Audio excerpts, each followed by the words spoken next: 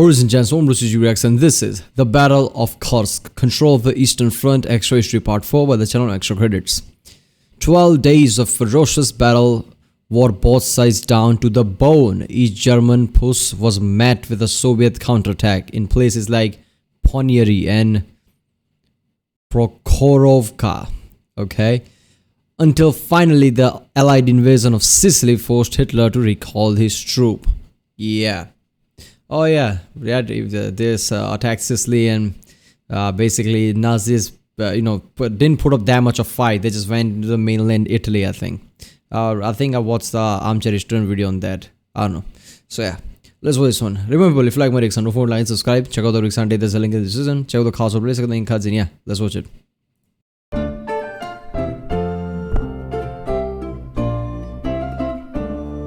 The race for the East was on. In both the North and the South, German divisions were reporting heavier than expected resistance by the Red Army, and in the sky, the Soviet Air Force was giving the Luftwaffe a run for its money. Mud and mines slowed the advance. Operations were behind schedule at almost every point. But at the same time, Soviet High Command was receiving reports of breaches in the first line of defense. Alright. So yeah, Soviets, basically general of the Soviets decided, you know what, screw this. Nazis are invading us, not the other way around. So let's just put, mines and traps everywhere before they can even reach us. So then numbers are really down. And that was the smart move, right? Basically, just everybody came and just, mines and shit, just mud. Everybody just got screwed up, and Germany's biggest strength has been always a surprise attack and finish the war before it even starts kind of mentality. So when the war drags out, it's really bad for them, I guess. This is the thing I didn't get in World War I, basically, when Germany invaded France. Why did France and Britain didn't just in the other side wait out for them, right? I mean, British and French soldiers was going in no man's land, while Germans were just there with the machine guns moving them down.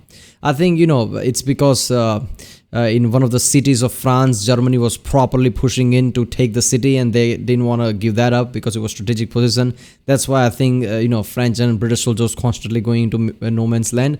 But still, it was still weird that Germany is the one who's invading, and while France and British soldiers are the one who's getting mowed down.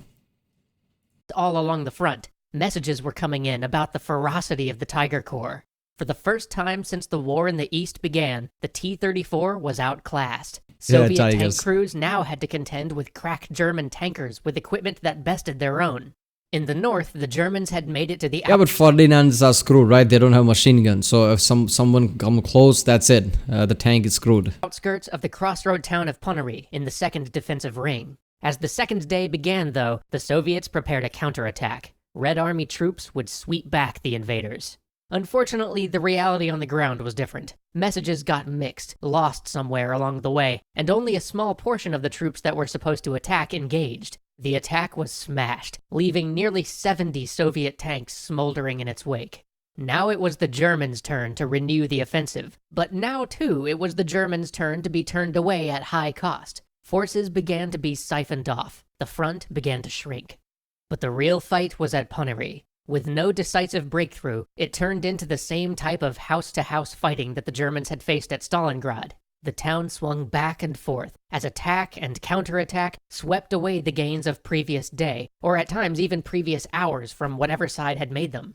See, the thing is, so many Soviets have been captured, POWs, and killed, basically. The Soviets are like, okay, way too many of us died and got captured, so basically died, right? So they are really in love. Okay, there is no going back now. Doesn't matter what, we have to kick Nazis' ass. And that's the problem right there. Doesn't matter what Germans do, Soviets will never give up, right? It will always be back and forth, back and forth. And the front narrowed further. By the 9th, operations were down to a roughly 1-mile stretch of the front. The German command staff met. There was a disagreement, not about whether the assault had stalled or whether the operation had failed. In that, they were all in morbid agreement. Rather, the remaining question was whether they withdraw or continue to try to apply pressure on the North, simply to divert resources away from the defense of the South, Germany's last hope for a resolution to the war in the East. Not actually a religious person. He had to point that out. That's lots of religious people basically points that out. Like Hitler was an atheist, basically. He had no religion. He didn't believe in any god. So any atheists are bad people. No, Hitler didn't believe in any god because he didn't want competition, right? He wanted everybody to, basically look up to him and not some god or religion. That's why whenever you go to, most dictators in history, they don't have any religions because they want themselves to be treated as God in their nation. Look at North Korea, how happens there.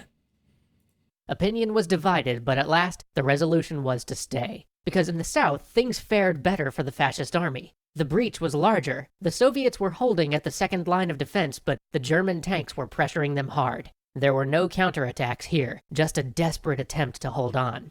Vatutin, the local Soviet commander, decided to dig in his T-34s. Literally dig in. He didn't just have his men throw up defensive structures in front of them. He had them buried up to the turrets. Holy shit! So, in the middle of this sweltering and humid July, his men were out burying their tanks, turning these mobile beasts into small hills, or rather small hill fortresses.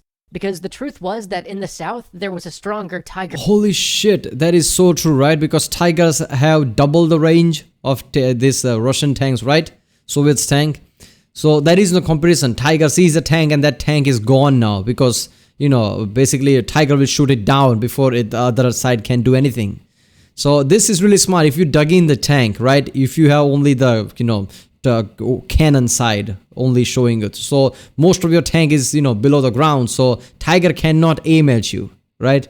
Tiger has to come really close to even detect you and aim at you. By then you can shoot too. This is really smart.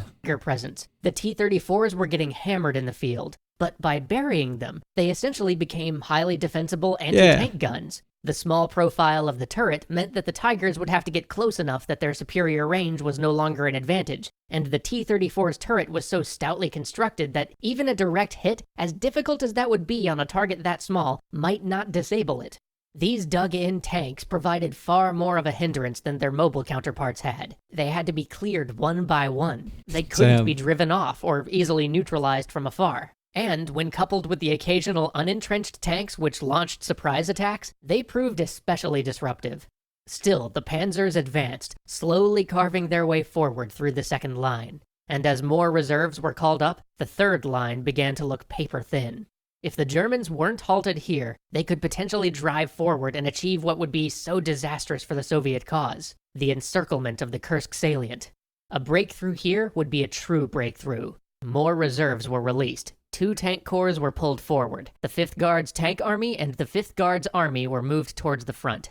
But Stalin was willing to play a dangerous game. They had another strategy in the works. If the forces at Kursk could simply pin down the Germans for long enough, other Soviet forces could sweep around them in a crushing counterattack. Damn. But this meant reserving troops for this counterattack force, which in turn meant that not every able-bodied tank and rifle could be committed to the defense. The southern front would have to hold with what it now had.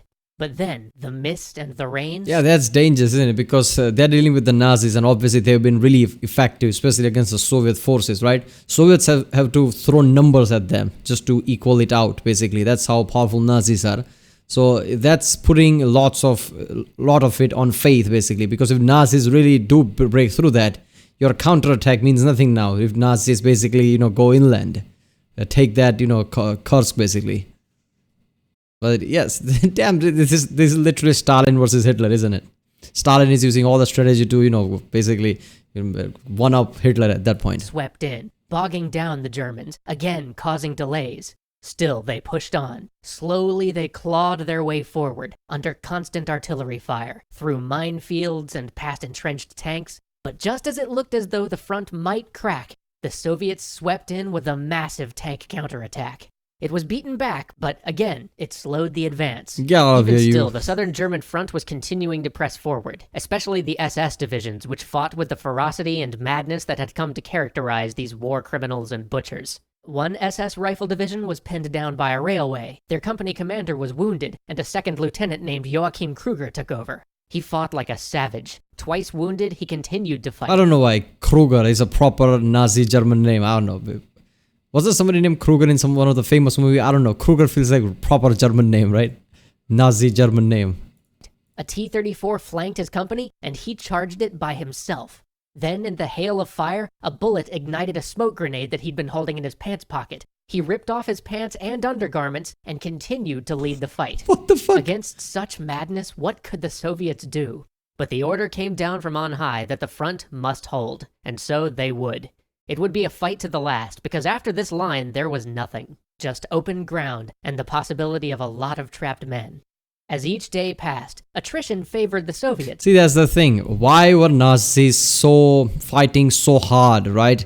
I mean, you need some reason for that, real reason, like defending your homeland, right? If this battle falls, me and my entire country gets slaughtered. That kind of, heaviness basically feeds you and you fight really hard. It's understandable.